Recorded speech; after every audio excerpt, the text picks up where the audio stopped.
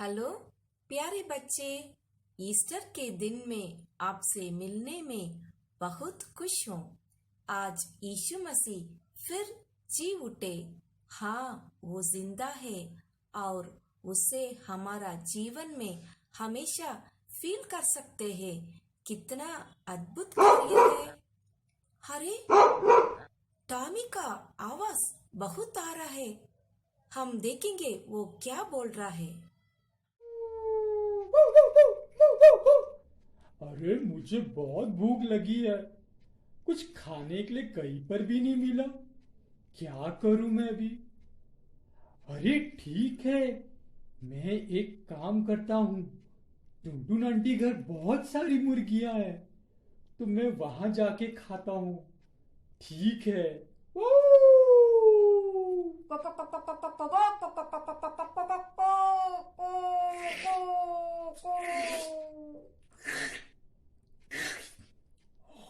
क्या टेस्टी मुर्गी है। टेस्टी टेस्टी मुर्गी, टेस्टी टेस्टी मुर्गी, टेस्टी टेस्टी मुर्गी। मैं टॉमी टॉमी, अब क्या गाना गा रहा है? मुर्गी मुर्गी टेस्टी टेस्टी। कहाँ मिला आपको मुर्गी? अरे मुझे भूख लगी थी, तो मैंने टुनटुन आंटी घर जाके वहां से चिकन खाकर आया। अरे टुनटुन आंटी आपको पार्टी के लिए बुलाया है क्या? नहीं नहीं, मुझे पार्टी के लिए नहीं बुलाया। उनके घर में बहुत सारी मुर्गी है, तो वहां से मैंने एक मुर्गी खा ली। अरे टॉमी, वो तो चोरी है। गलत गलत गलत। नहीं नहीं, मुझे भूख लगी तो मैंने खा लिया। अरे टुनटुन आंटी ना बहुत गुस्से वाली है। आप आपको पकड़ेगा तो मारेंगे बहुत। अरे मुझे वो सब चीजें डर नहीं लगता है। मुझे भूख लगा इसलिए मैंने खा लिया। अरे टॉमी, ये तो वार्निंग है। सुनेंगे तो अच्छा है, नहीं तो आप मर जाएगा। मुझे कोई डर नहीं लगता। अरे, मैं भी 2-3 दिन से देख रही हूँ मेरे घर में सारे मुर्गी एक एक करके गायब होते जा रहे हैं। कौन आता है इस टुनटुन के घर में? किसकी हिम्मत हुई इधर आने के लिए? आज मैं छुप के देखूंगी कौन आ रहा है, और जो भी आए ना, बहुत मारूंगी मैं।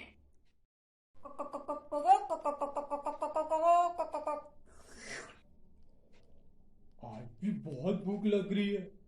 ऐसा लग रहा है कि टुनटुन आंटी घर की मुर्गियां मुझे खाने में बुला रही है। चलो, आज भी पेट भर लेता हूँ वहां पे जाके मुर्गियों से।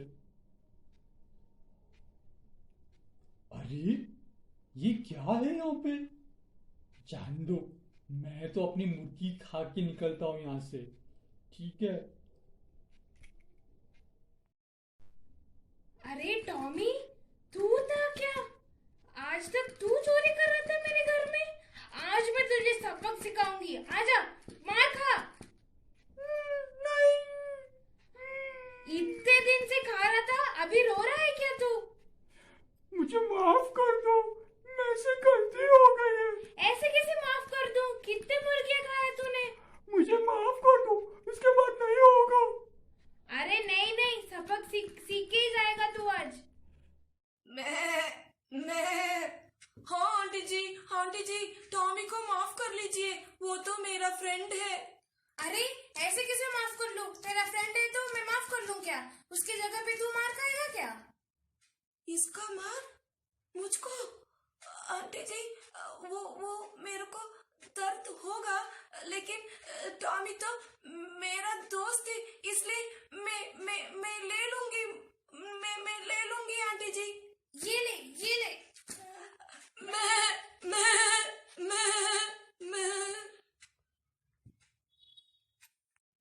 मुन्नी, मुन्नी, तू मर गई क्या? मुन्नी, सब गलती मैंने की और मार तुझे पड़ी और तू मर गई मेरे कारण। सॉरी मुन्नी, इसके बाद से मैं कभी गलती नहीं करूंगा। देखा बच्चों, कहानी में टॉमी की गलती के वजह से मुन्नी ने अपनी जान गंवाई, वैसे ही परमेश्वर ने हमारे गलतियों की वजह से अपनी जान की कुर्बानी दी। और पता है तुम्हें, तीसरे दिन फिर से हमारे लिए जी उठे। और हम परमेश्वर पे भरोसा रखेंगे तो हम भी उद्धार पाएंगे। Bye bye. टॉमी बार बार शैतानी करके उन गलतियों को दोहराता रहा, परंतु छोटा मेमना बहुत ही अच्छा था। उसने अपनी इच्छा से टॉमी की सजा को खुद उठा लिया। कितनी बड़ी सजा! हम सब भी टॉमी की तरह अपने जीवन में बहुत बार गलतियां करते हैं और हम सब भी सजा के हकदार हैं, बल्कि हम तो मौत के हकदार हैं। परंतु परमेश्वर ने हम सब से इतना प्रेम किया कि उसने अपने इकलौते बेटे प्रभु यीशु को हमारे लिए भेजा और हमारी सजा यीशु ने क्रूस पर सह लिया। वो हमारे लिए मारा गया, मेरे लिए मारा गया, वो आपके लिए मारा गया और वो तीसरे दिन जी उठा। हम इस दिन को ईस्टर या पुनरुत्थान दिवस के रूप में मनाते हैं। हमने बहुत बार सुना है ना ये, पर चलिए आज फिर एक बार इतिहास की इस महान घटना को सुनते हैं जो हमें सोचने पर मजबूर कर देगी कि आज हम कहाँ हैं। परमेश्वर ने जगत से इतना प्रेम किया कि उसने अपने इकलौते पुत्र प्रभु यीशु मसीह को इस दुनिया में एक इंसान बनाकर भेजा ताकि वह लोगों को उनके पापों से बचाए। यीशु मसीह गांव-गांव में घूमकर सुसमाचार प्रचार किया करते थे कि समय पूरा हुआ है, परमेश्वर का राज्य निकट आ गया है, मन फिराओ और सुसमाचार पर विश्वास करो।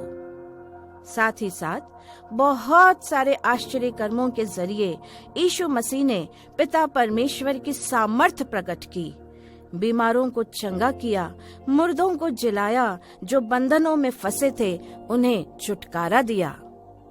परंतु महायाजक और अगुवे जलन से भर गए और यीशु को रोमी अधिकारियों के हाथ सौंप दिया, जहां उसे क्रूस पर मौत की सजा सुनाई गई। उन सभी ने सोचा कि यीशु को मरवाकर उन्होंने बहुत बड़ी जीत हासिल कर ली है, परंतु वे इस बात से अनजान थे कि यीशु मसीह तो इसीलिए दुनिया में आए कि हमारे पापी रहते हुए वे अपने प्राण हमारे लिए कुर्बान कर दें। प्रभु यीशु के सिर पर कांटों का ताज रखा गया, बुरी तरीके से मारा पीटा गया, मजाक उड़ाया गया, भारी क्रूस उस पर लादकर यरूशलेम की सड़कों पर ले जाया गया। परमेश्वर के मेमने ने निर्दोष होते हुए भी उस भारी सजा को सह लिया जो दरअसल हमारे लिए ठहराई गई थी। यीशु को अन्य 2 डाकुओं के साथ क्रूस पर चढ़ाया गया। यशाया 53:5 में लिखा है, परंतु वह हमारे ही अपराधों के कारण घायल किया गया, वह हमारे अधर्म के कामों के कारण कुचला गया, हमारी ही शांति के लिए उस पर ताड़ना पड़ी कि उसके कोड़े खाने से हम लोग चंगे हो जाएं। जी हाँ, यीशु मसीह परमेश्वर का पुत्र मर गया और चट्टान में खुदी हुई कब्र में गाड़ा गया। याकूब की माता मरियम मगदलीनी और सलोमी ने वह कब्र देखी जहां यीशु को रखा गया था। उस कब्र पर एक बड़ा सा पत्थर लुढ़काया गया। रोमी सरकार की सील उस पर लगाई गई और रोमी सैनिक रखवाली के लिए कब्र पर तैनात किए गए। कैसी अजीब सी बात है ना, एक मरे हुए मनुष्य की रखवाली करने के लिए रोमी सैनिक तैनात किए गए। खैर, वे महिलाएं रोती हुई वापस अपने घर गई और सुगंधित वस्तुएं और इत्र तैयार किया। उस दिन सब्त था तो उन्होंने विश्राम किया। वे राह देख रही थी सप्ताह के पहले दिन की, मतलब इतवार की, ताकि यहूदी रीति के अनुसार वे यीशु की मृत देह पर सुगंधित वस्तुएं लगा सके। मित्रों, हमारे लिए यहाँ एक बहुत बड़ा सबक है। जैसे उन महिलाओं ने पहले से तैयारी की इत्र और अन्य वस्तुएं लगाने की, वैसे ही हमें भी आने वाली परीक्षाओं के लिए पहले से ही तैयारी करना है। इतवार की भोर को वे महिलाएं सुगंधित वस्तुएं लेकर कब्र की ओर जा रही थी, तो रास्ते में उन्होंने विचार किया कि हमारे लिए उस कब्र पर से भारी पत्थर कौन लुढ़काएगा। प्रियो, यहाँ हमारे लिए एक और सबक है। उन्हें पता था कि कब्र पर एक भारी पत्थर है, पर वो बहाना बनाकर घर पर नहीं रुकी कि हमारे लिए पत्थर कौन लुढ़काएगा। वे विश्वास से चलती रही और उसका पुरस्कार भी उन्हें मिला। उसी प्रकार से हमें भी जीवन की बड़ी समस्याओं का सामना करने के लिए विश्वास का बड़ा कदम उठाना आवश्यक है। ओह, ये क्या हुआ? जैसे ही वे कब्र के निकट पहुंची, उन्होंने देखा कि पत्थर तो पहले से ही लुढ़का हुआ था। जैसे ही वे कब्र के भीतर गई, वे हैरान रह गई। यीशु का शव वहां नहीं था, कब्र खाली थी। तभी एक स्वर्गदूत ने वहां आकर उनसे कहा, तुम जीवते को मरे हुओं में क्यों ढूंढती हो? यीशु यहाँ नहीं है, वो जी उठा है। यह सुनकर वे महिलाएं डर गई और कांपते हुए वापस लौट गई। चेलों से मिलकर उन्हें सारी बातें बताई। तुरंत पतरस और यूहन्ना कब्र की ओर दौड़ कर गए। पतरस कब्र के भीतर गया और वह अंगोछा जो यीशु के सिर से बंधा हुआ था, अलग एक जगह लपेटकर रखा हुआ देखा।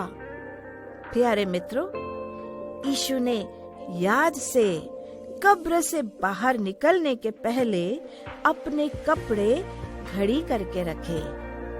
क्या इसमें हमारे लिए कोई सीख है? हाँ, सही कहा आपने।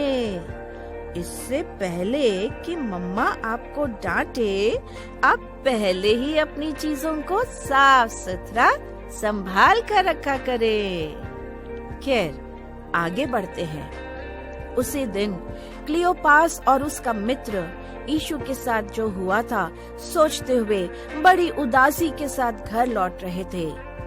आपस में बातचीत करते हुए जब वे चल रहे थे तो यीशु आप ही उनके साथ साथ चलने लगा, पर वे लोग यीशु को पहचान न सके।